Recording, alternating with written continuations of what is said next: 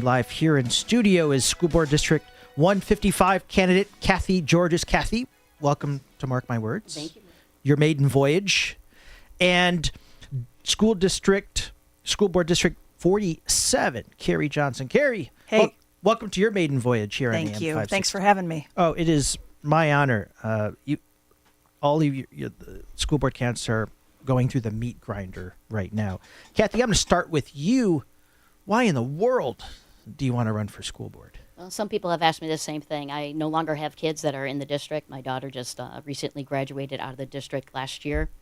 But it was during the COVID pandemic. My daughter was still in the District 155. That's when I actually started getting awoken, basically, to attending the school board meetings. And just what I was hearing, what I was seeing, I didn't actually really know the importance of the school board until those situations occurred. So as I was attending those, I'm a pharmacist by occupation, so I was vastly defending against the lockdowns, which is contrary to most of the healthcare professionals that was occurring at that time. And then with the mask mandates as well as the vaccinations and just some of the, the pushback and maybe not so much the receptiveness of the school board and just finding out that maybe those mandates really weren't mandates and just wondering what else is going on within the school system, especially in regards to the social agendas that are occurring, that I'm like, I better get myself in the ring. And one time, one of the school board members said, you know what? You guys basically come here and complain, but I didn't see any of you running last year. We were uncontended. So I thought, well, next time there's someone leaving, fine, I'll get myself off the couch. It's about time to get in the game. Good, and I'm so glad you got in the game. Carrie, again, school board candidates, everyday moms and dads are being viciously attacked every day online. You knew this was going to be a very, very tough race because of the political climate and our 800-pound health czar, Governor Pritzker, on the attack. But Carrie, why did you want to run for school board? Mark, I grew up in Crystal Lake. My family's been there for over 40 years. And I personally went through the district. My children went through the district. My son is in 8th grade currently, so he will be aging out of the district, which to me is an important point to note because I won't have children in the district either. And I feel they need a voice, a very loud voice, actually, which I'm quite capable of taking that role. But quite frankly, amongst others, clearly, who you've had on the show, we are so much more aware of what is going on or what has been going on, perhaps. And we literally have a fire under our rear end to try and make some change. And I'm all about transparencies. I fear that that has been a big curtain that needs to be parted. So we need to hear some truths, and I'm all about it. Good. Kathy, our previous guest, District 26, 64% of students do not read at grade level. Correct. 75% of District 26 students perform grade level in math.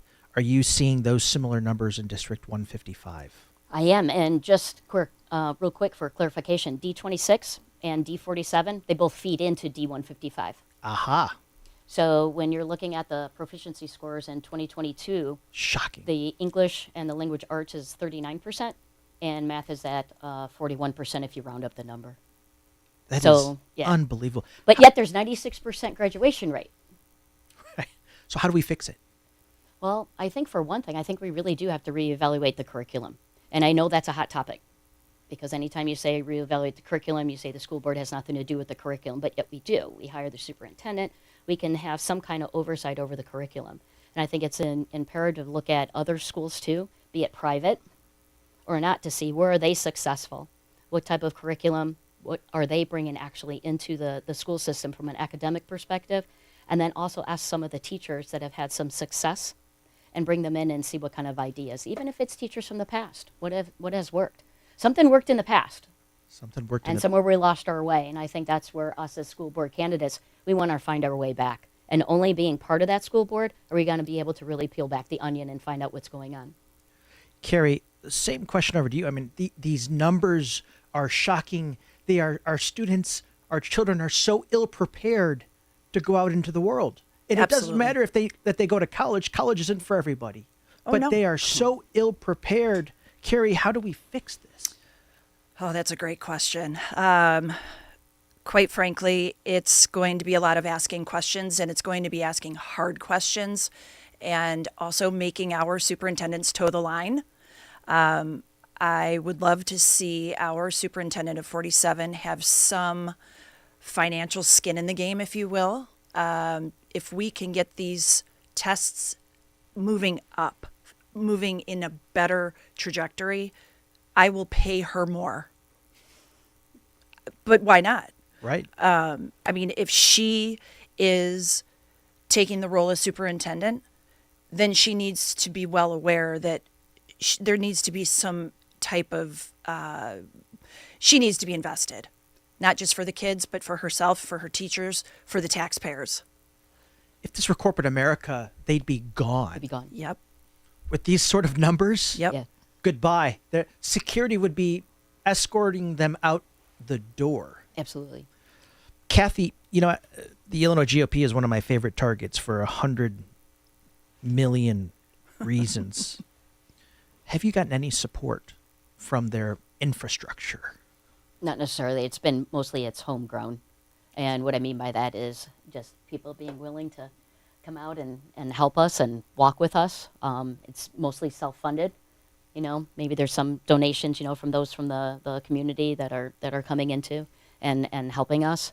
But it's really an interesting ride to basically understand just the significance of the school, That's right. especially from a public education perspective. Parents have to remember that their kids are in there for 6 hours a day. Right. And so it's just, I don't know. It's amazing the fire that has been enlightened to a lot of those in the community. But however, there are so many that are so unaware that there's even an election. That is very true.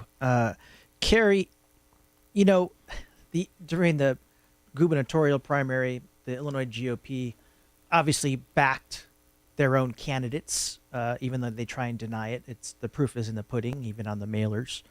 But have you gotten any support? Has anyone from our Illinois GOP infrastructure, have they reached out and said, maybe we can't support you financially, but we can support you in other ways? Have you received any of those phone calls or emails or texts? Great question. Not from a state level.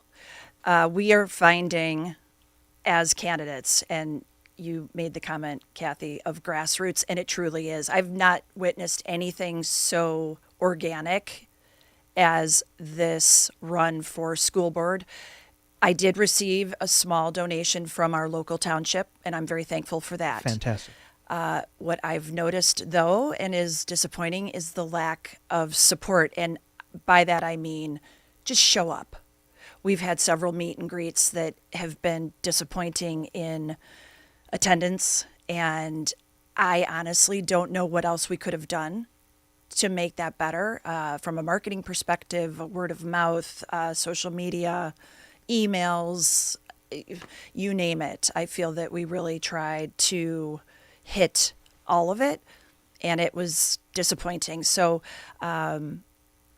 it needs help from a support perspective, not only financially, but also just involvement and participation. Listen, you're out there fighting like hell, and this couldn't be more important than what's going to transpire on April 4th. Kathy, where can we get information on your campaign? At Elect Kathy Georges, and it'll be .wix site, so WIXSITE.com, and then /vote. Excellent. And Carrie, where can we get information on your campaign? My website is citizens4, Kerry, KERRI, Johnson.com. Again, thank you so much for not only taking the time to come out in the midst of campaigning to be here in studio, but thank you for what you're doing every single day. This is a 24-hour day, 7-day-a-week campaign. There's never a moment where you're not thinking about the campaign. You're not thinking about the future of children because this race is so incredibly important. So I want to thank you.